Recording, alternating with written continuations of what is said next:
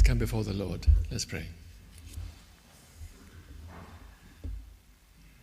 Our Father and our God, we ask now for thy drawing near, thy blessing upon our hearts.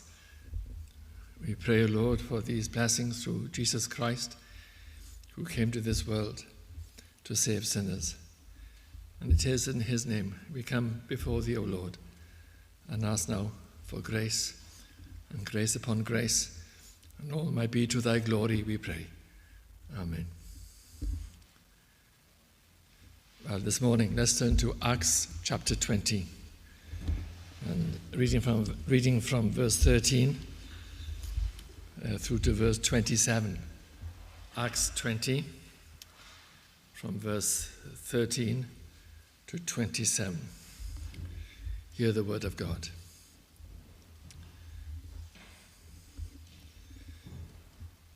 And we went before to ship, and sailed unto Assos, there intending to take in Paul, for so had he appointed, minding himself to go afoot. And when he met with us at Assos, we took him in and came to Mytilene. And we sailed thence, and came the next day over against Chios. The next day we arrived at Samos, and tarried at Trogyllium. And the next day we came to Miletus. For Paul had determined to sail by Ephesus, because he would not spend the time in Asia, for he hasted, if it were possible for him, to be at Jerusalem the day of Pentecost. And from Miletus he sent to Ephesus, and called the elders of the church. And when they were come to him, he said unto them, Ye know from the first day that I came into Asia, after what manner I have been with you at all seasons, serving the Lord with all humility of mind, and with many tears and temptations, which befell me by the lying in wait of the Jews, and how I kept back nothing that was profitable unto you, but have showed you and have taught you publicly, and from house to house, testifying both to the Jews and also to the Greeks, repentance toward God and faith toward our Lord Jesus Christ. And now, behold, I go bound in the Spirit unto Jerusalem, not knowing the things that shall befall me there, save that the Holy Ghost witnesseth in every city, saying that bonds and afflictions abide me. But none of these things move me, neither count I my life dear unto myself, so that I might finish my course with joy, and the ministry which I have received of the Lord Jesus, to testify the gospel of the grace of God.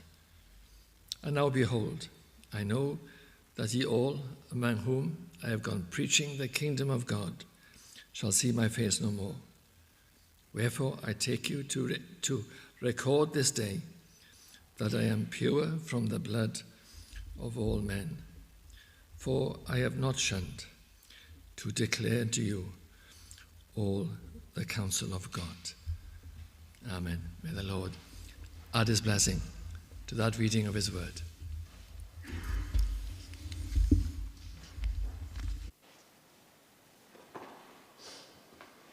Welcome to the morning service.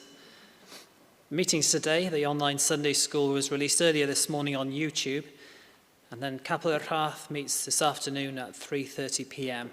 The evening service following at 6 p.m. Meetings this week, God willing, on Wednesday the Bible study at 7:30 p.m. and the Saturday Persian meeting continues on Zoom at 10 a.m. Next Lord's Day follows the same pattern as today, Lord willing, and the details are on our website. There's no free will offering during the service, but if you wish to contribute to the work of the gospel here, please speak to the stewards. At the end of the service, please leave the same way you came in. We're still changing the hymn books between services to reduce the risk of infection. As you leave, please take your hymn book with you and gel your hands.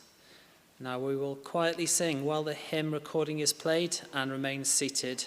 It's 528. Father, 'twas thy love that knew us. 528.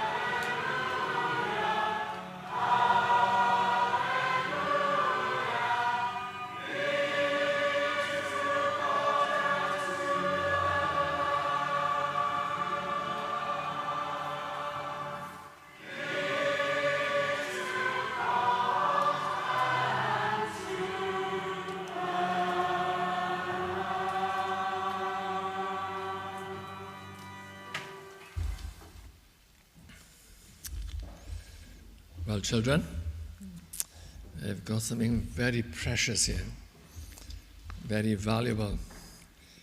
It's, I don't know whether you know what that is. It's a residence permit. And they are so precious, aren't they? They make our lives much easier, much easier. Because I'm sure you've noticed there are lines in many of our areas in Cardiff, and only residents, only people who live in that area can park there as long as they have one of these on the car. But if they park there without one of these, a man comes along with a suit and a hat, and he takes a picture of your car, and he puts a piece of paper on your car, and you are booked. And you have to pay a fine, a penalty for parking in that place without a permit. But of course, if you have this permit on the car, this man in the hat and a nice suit, he just walks past and leaves your car alone. And how good that is. And you can park there safely. I think of that as a picture of our gospel. We cannot go into heaven without a permit. If we were in heaven, if it was possible to be in heaven without a permit, God would say, "What are you doing here? You haven't got Jesus Christ." Because Jesus Christ is our permission, our permit. He takes away our sins and allows us to enter the very presence of God. It reminds me a little bit of the Old Testament with the children of Israel in Egypt. And they had to put the blood of the lamb on the doorpost and the lintel of the door. And the judgment would pass over and leave them alone, and they would live. And so it is with us. I think of this as a picture this morning of the Lord Jesus Christ. Do you have a permit in your heart? Do you have Jesus Christ in your heart? Well, it makes all the difference, and you can live in heaven because of the permit, the permission, and the person and the works of Jesus Christ. Well, may God bless you that you might have the Lord Jesus Christ for yourself. Well, let's pray. Let's come before the Lord in prayer. Oh, our Father and our God, now we come before Thee. We ask, O Lord, for Thy gracious smile upon us, that Thou would look upon us in the Lord Jesus Christ, as we have mentioned. And Lord, we cannot even draw near. We cannot even pray. We cannot most certainly enter into the presence of God in heaven without the Lord Jesus Christ. And we ask now, O Lord, Thou would hear us and bless us in Christ, because indeed we do have Him. We have believed in Him according to the promises of Scripture. And we know the Word of God says, if we believe in the Lord Jesus Christ, that we shall be saved. And, O Lord, we have believed in Thy Son, and so come before Thee, the Almighty God. Oh, Father, now, look upon us kindly, we pray. Look upon us individually. Look upon us as families. Be with us in both body and in soul. We pray especially for the soul, but are mindful also of our bodies. But Lord, we ask we might prosper in our souls. We might be saved, and we might grow in grace and knowledge of the Lord Jesus Christ and know the riches of Christ. And we might not be as Christians paupers, but rather we might be rich in Him, in our Saviour. We pray this for all of our people here, from the oldest to the youngest. Whatever our circumstances, we are here before Thee now this morning and ask for Thy grace. No doubt, there seated in the pew with many things pressing upon us, many concerns, anxieties, matters which have to be seen to. But Lord, we commit them all to Thee, because Thou art our God and our shepherd. And we know that if we are in Christ, then we are greatly loved. And indeed, O Lord, we cannot calculate that love or quantify it, because, O Lord, it is a love divine, all loves excelling.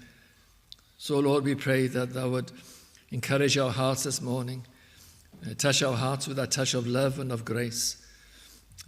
If there's a need, O Lord, show us our waywardness. No doubt there are many things in which we go wayward, many sins in which we should confess. And, O Lord, we ask thou would show us these things, and thou would help us, and thou would sanctify us if we have been saved. Thou would sanctify us, and, Lord, enable us, strengthen us in the inner man. We might know the strength of God, as well as the grace of God and the love of God, but the strength of God. Sometimes, O Lord, we fail in our strength, but thou art able to energize us and give us that desire which seems to be outside of our body and yet energizes our body. And most especially, we find that blessing in our very hearts. Oh Lord, bless our hearts, we pray. What a great need there is in our land and in this church. We ask for blessing upon all the churches to bless us together, wherever our dear brothers and sisters might be, in different parts of the country and in many other countries too. And we are mindful, O Lord, of other nations. Think of those nations which are suffering and struggling with many hardships, much trauma and sadnesses. Lord, we ask that thou would be merciful to these peoples and bring them to the Lord Jesus Christ. Is our primary prayer. For those who are the saints in these countries, oh Lord, we ask, help them, bless them greatly and deeply. So, Lord, we pray these things, asking now for thy grace throughout the whole day, that hour by hour, moment by moment, we might know thy grace, thy nearness. For this, O Lord, we covet, we desire. O Lord, for thy nearness, for thy help, thou would do a work in our hearts, that the word of God may be taken by the Holy Spirit, might enter our hearts, and might not be taken away, but might take root and reside there, and might bless us, not only for an hour, but, O Lord, for many days and weeks and months and years. So hear our prayers now. May all be to thy glory, we pray. Through Jesus Christ. Amen. Well, let's continue in our worship with hymn 619. 619. Jesus, my all, to heaven is gone. 619.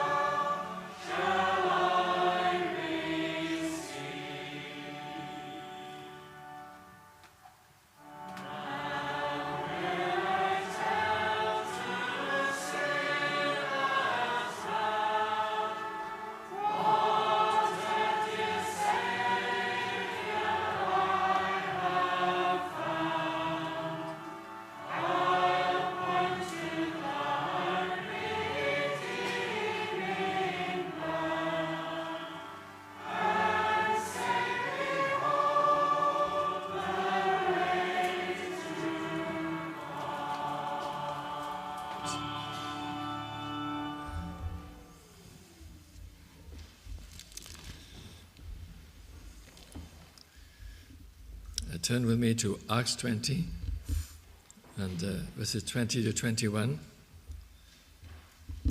And here we see in this passage, the Apostle Paul is on the return leg of his second missionary journey, and he arranges to meet with the elders from Ephesus. And he knows this will be the last time he sees them. And it's a very moving scene. Look at verses 36, 37 and 38. The apostle kneels down to pray with them. And they wept sore. They embraced him and kissed him. And then accompanied him to the ship, before he departed. But see especially what the apostle says to the elders. He reminds them in this passage of what he preached to them. He warns them about the opposition to the gospel they would face and instructs them to be faithful, but especially note the reminder of the gospel that he preached to them during his times with them. And especially verse 21, these classic gospel words, repentance and faith. Repentance toward God and faith toward our Lord Jesus Christ. And that is our message this morning. This verse and these expressions, repentance toward God and faith toward our Lord Jesus Christ. I actually want to mention three things. Those two things there, obviously. The two things would be repentance and faith. But I want to mention three things. And the first thing, very briefly, because there you see a mention of Jews and Greeks leading up to our expression of repentance and faith. And just a thought there. The gospel is toward all. Yes, repentance towards God and faith toward Jesus Christ. But this thought also, the gospel is for Jews and Greeks, towards all. So three things this morning I want to mention briefly. The gospel is towards all, repentance is towards God, and faith is toward Jesus Christ. But starting with this broad matter of the gospel being towards all people.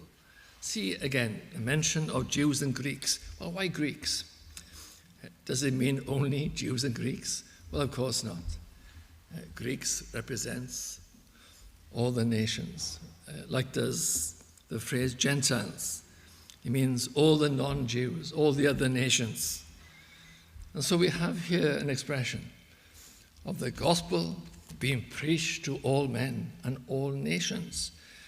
You could say he is referring to the preaching of the gospel to the whole world. Whoever comes before him, whatever nations come before him, he preaches the gospel of Jesus Christ to them. As the Samaritans said most wonderfully about our Savior Jesus Christ, the Savior of the world. And just to note this at the very beginning this morning, how inclusive is our gospel?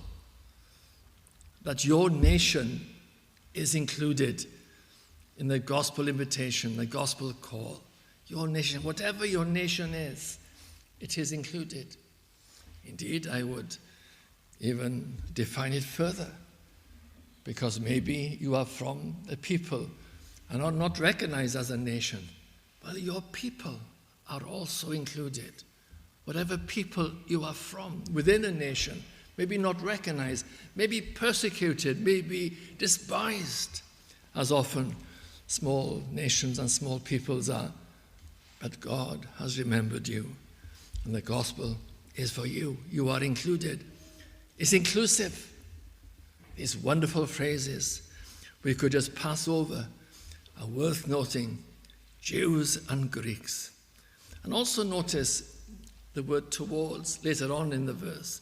And we could borrow that verse from repentance towards God and faith towards Jesus Christ and bring it into this first heading of the gospel being towards all nations. The word towards has the meaning of motion and direction, and how true that is of the gospel. There is motion, momentum, and direction towards the world. Make no mistake about it. God comes towards us with the gospel. The world goes away from God, as we know, since the fall of man. But God comes towards us. What a great fact that is. He brings the gospel to us and to you as well, and to you. There's another truth worth mentioning there, that God moves towards you before you move towards him. Just think of yourselves, God and you. It's like this, we could say, God moves to you and you move to him. God makes the first move. And not just to nations, but to you personally. And think of that this morning. God moves towards you. What a great truth and thought that is. Almighty God is coming towards you with the gospel of Jesus Christ. But what about our response of us going towards God? And here we see it in our text.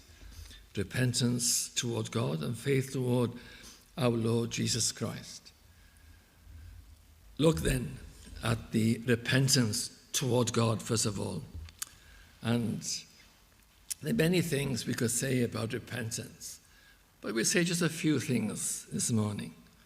The one thing I want to mention to begin with is this, that repentance includes sorrow, and sorrow for sin.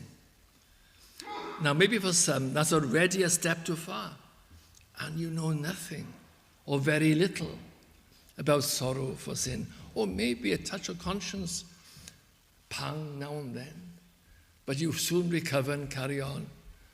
But this sorrow for sin is bigger than a touch or a pang of the conscience. Sorrow for sin, something big in your heart. It's a weight, I would say, a burden upon your shoulders, a weight within your heart. And the point is this, you should have sorrow for your sin. You should. Whether you do or not, you should have sorrow for your sin. And this is true as well. There's no way I can help you this morning unless you have sorrow for sin. There's no way you can be saved without sorrow for sin. This is the beginning, the sense of need, an awareness that we are sinners and need a Savior. And you need to have this sorrow for your sin, this God-given sorrow for sin, this powerful sorrow for sin, this weight upon you that is too much to bear. Well, let's say, for the sake of argument, that you are sorrowful for your sin, but you don't know what to do with it. What shall I do? You might cry out. I feel this weight. Woe is me.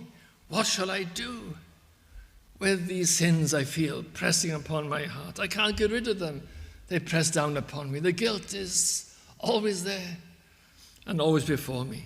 My sin is ever before me, always before me. Well, here we have great help in our text. I tell you what to do with your sorrow. Go towards God with it. Repentance towards God. That's where you begin.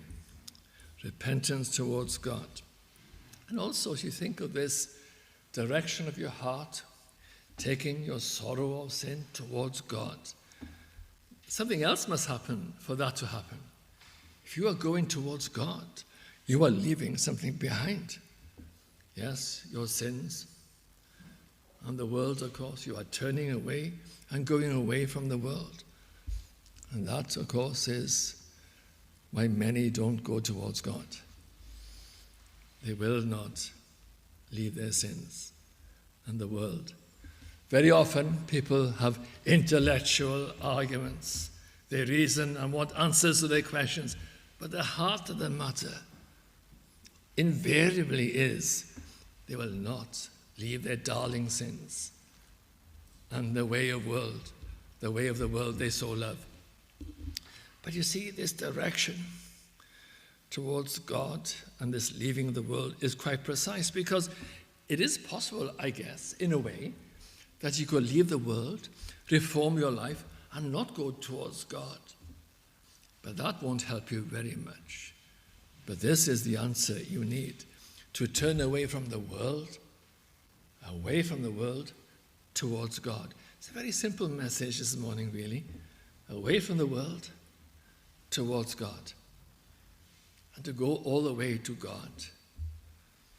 Before we think of this repentance further, let's ask the question this morning, why towards God?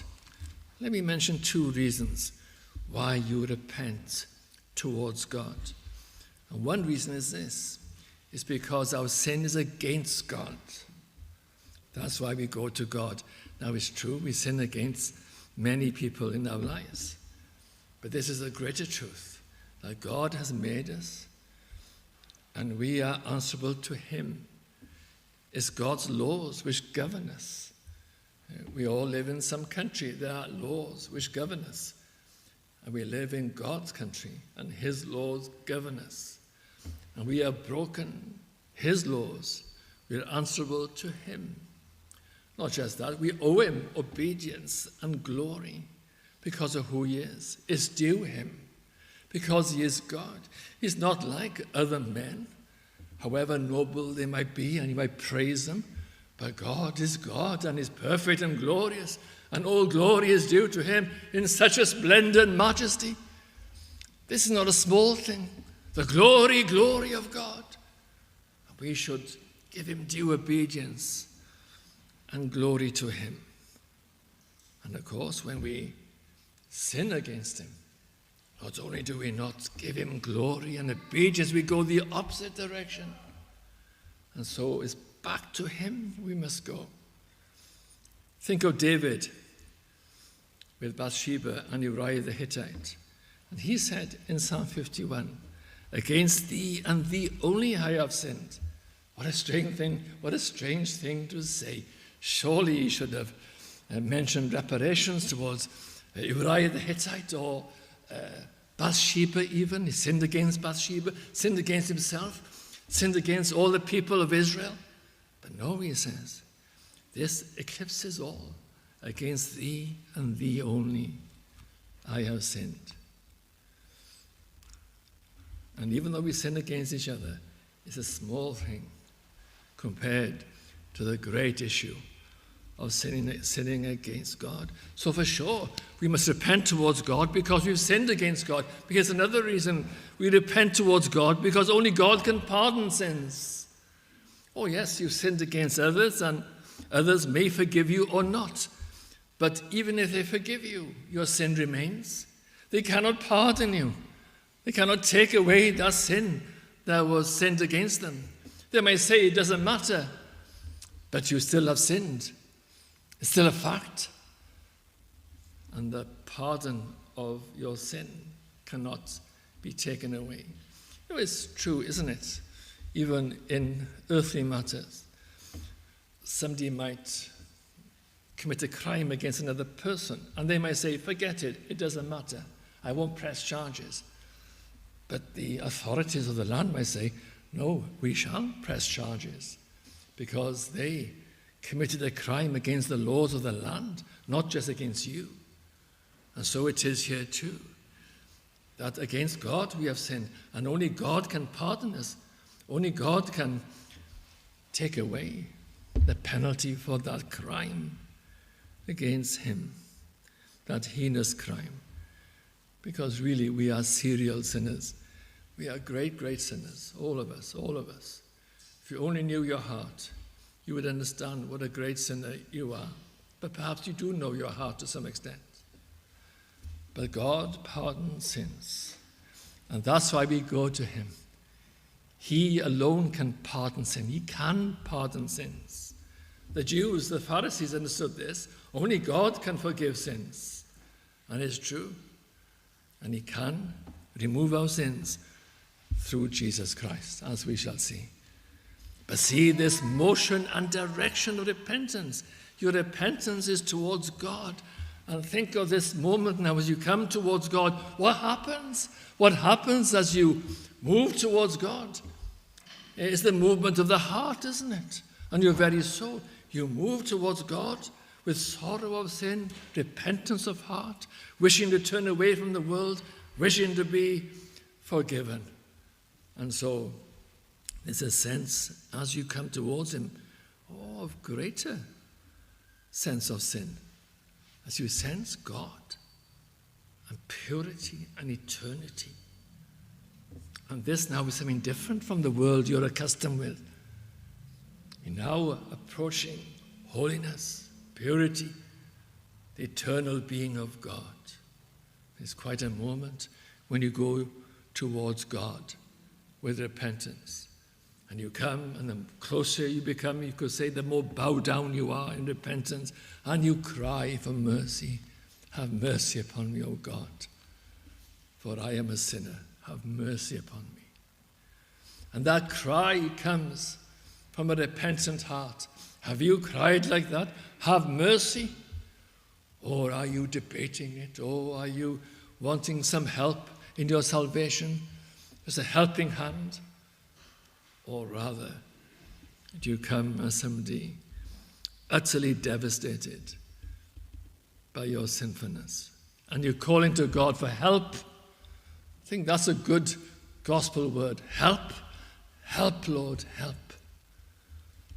Well, faith towards Jesus Christ. It's a very good reason why there are two parts to our conversion, repentance and faith. As I mentioned, only God can pardon. But how can God pardon? Because he is holy and just. And here is a great dilemma, a puzzle, that we are sinners and God is holy. And the one thing that God cannot bear or look upon is sin. So how can God pardon us? He cannot be unjust. He cannot say, it doesn't matter. Don't worry about it. He must deal with our sin, a sense of justice. You see, our sins cry out, justice, justice. They must be punished. Maybe you never thought like that. But your sins cry out to God for judgment, judgment, judgment. Justice, justice. And God, indeed, must come down upon your sins with justice. But how then can he pardon you? Well, you will find the way God pardons has everything to do with faith towards Jesus Christ. Or more to the point, has everything to do with Jesus Christ himself. Faith is important, as we shall see, but really the heart of the matter is Jesus Christ. That Jesus Christ is the one who makes pardon possible.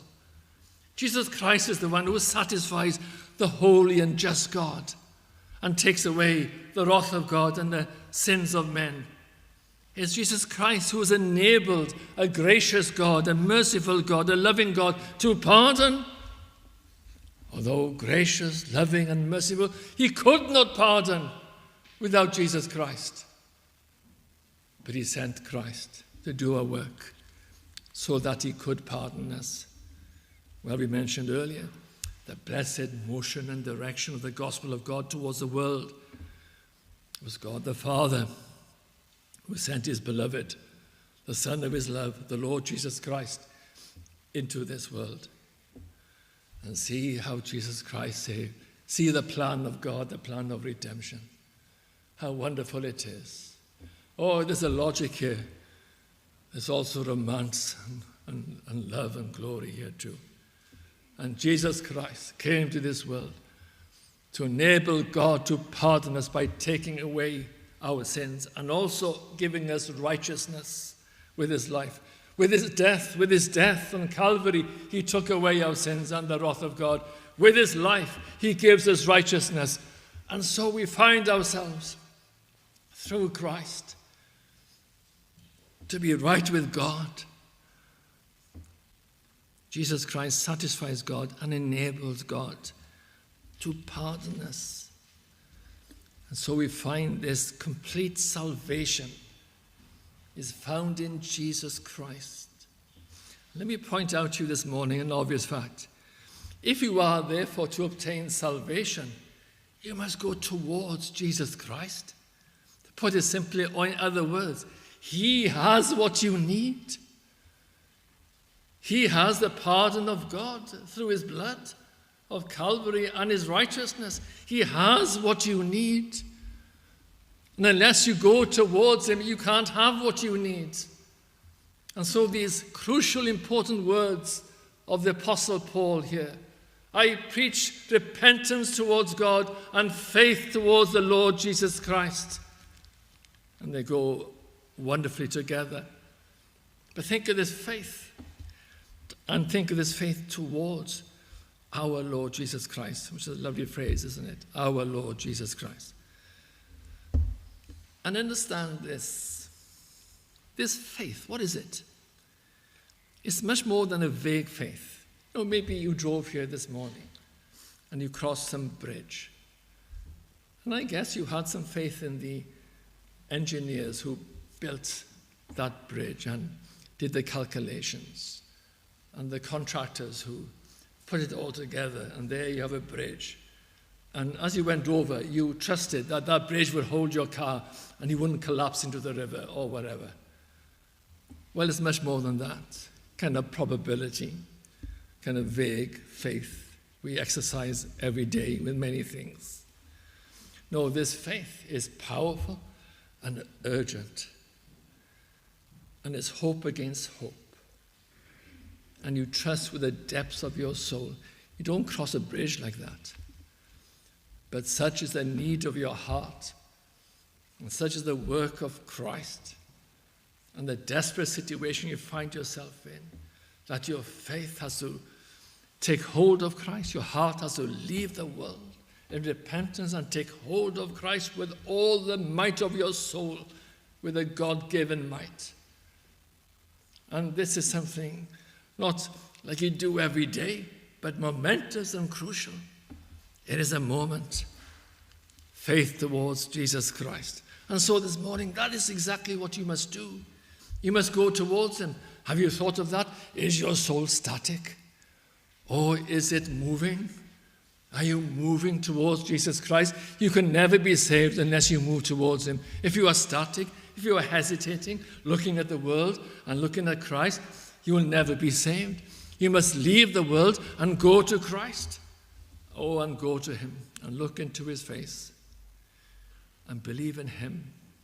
Join, enter him, I would say. It's not just going towards him. Like with an athlete, you go towards the line, but you don't stop there. You cross the line. And so it is, you cross that line, the threshold of the door, and you enter Jesus Christ. And indeed, you are with him with all his blessings, all his salvation, all that Christ has, wonderfully has, all the glorious, full salvation, so great salvation he has in his being, his person and his works, are now yours. Yes, all yours, because you entered into Jesus Christ. You must go towards him. Then go towards him this morning. Go, my friend, go. Because in this sad and weary and sinful world, there's nothing else for you but woe. And the conclusion of your sinful life, the judgment of God upon your heart and your soul. And you will die in your sins, as Christ said. You will die in your sins. Rather, you want Christ to die for your sins. And so you must go to Christ and go to Calvary. Believe in him with all your heart, with God's help. Now, before we finish this morning, let's say something else about this double toward God and towards Jesus Christ. As you might think logically, there's an order there, and that order probably means something. First, repentance toward God, and then faith toward Jesus Christ. And yes, you could say that. There is a logic to seeing your sin first and then going to the one who takes away sin. Repentance, a sense of sin. I need a Savior. I go to God with sorrow and repentance of heart, and then I go to Jesus Christ. But I would rather put it like this. It's one and the same. As you come before God, you find the Son. These things go together. Oh, they are distinguishable, but really they are very much together. You won't find true faith without true repentance. You won't find true repentance without true faith. They are together. And you go to God, you will find His Son, the Lord Jesus Christ. And what a moment that is. Towards God, towards Christ, you meet with God and Christ. That's what happens. You meet with God and His Son. And you are reconciled to God through Jesus Christ, washed and cleansed in the blood of Christ, dressed in His righteousness. And now you know God. Yes, you know Christ and you know God. Well, my dear friend, towards God and towards Christ be it then, and you shall be saved. That is the point this morning. Towards God and towards Jesus Christ, and you shall be saved. Then go to God and go to Christ. And think too of this, as we look at this passage, think of the historical context of it and the power in that time. The Apostle Paul preached in Ephesus and in all the areas around. The Apostle says that he preached repentance and faith to the church in Ephesus, where the same message is being preached to the church in Cardiff this morning. May you hear that message. That message which has saved so many. May you hear. Amen.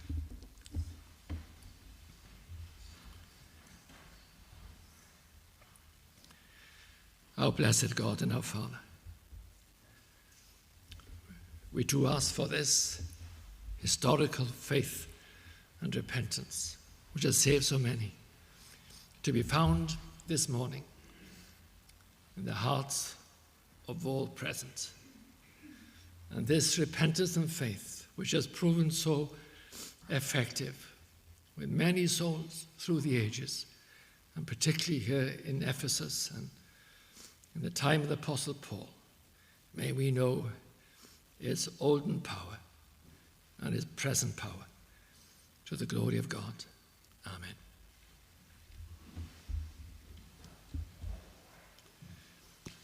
Well, let's come to that hymn, 618.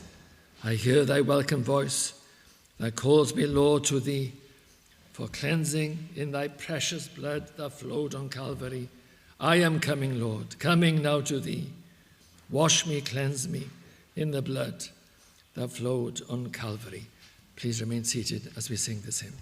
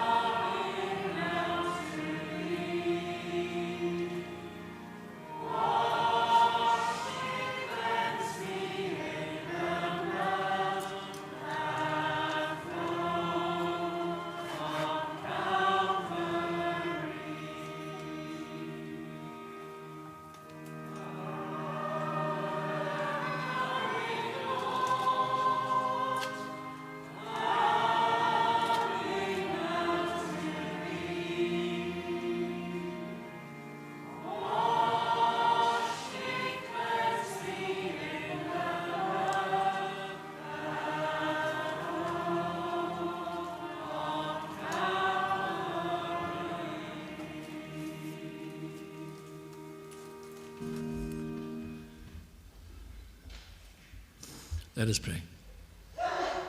The grace of the Lord Jesus Christ and the love of God and the communion of the Holy Ghost be with you all. Amen.